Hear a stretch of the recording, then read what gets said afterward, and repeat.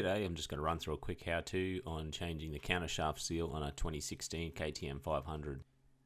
I just lay the bike down on the ground on the right hand side to avoid having to drain the oil out. Get an 8mm T-bar and just remove that front bolt there that holds the front sprocket cover.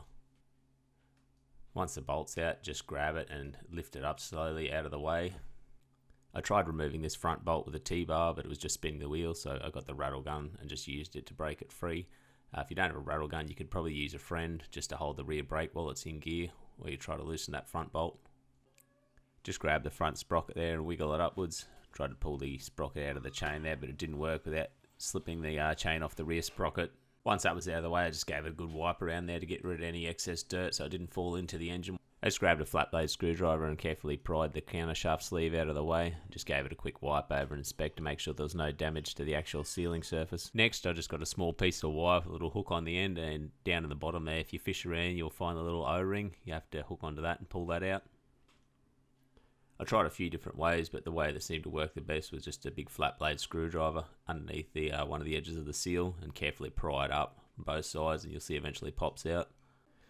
This is the kit I used. It was an all balls kit, 25-4001.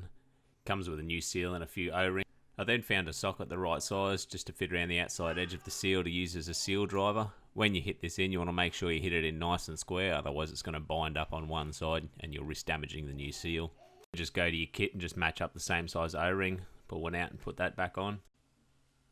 Put the countershaft sleeve back into the front countershaft sprocket. And then just hook your chain back on. I just slipped the front on here and then just used the back and spun the wheel around to get it back on the sprocket. I then just grabbed some 609 Loctite and just put a drop on the thread just to help secure it in there, and then tighten it back up. I didn't torque it up just yet, just put the chain guide back down and put the bolt back in there. Once that was tight, I just stood the bike up, put it in gear, stood on the rear brake, and that'll allow you to torque down the front sprocket bolt. That's the end of the video, guys. Thanks for watching. Hopefully this has helped someone out.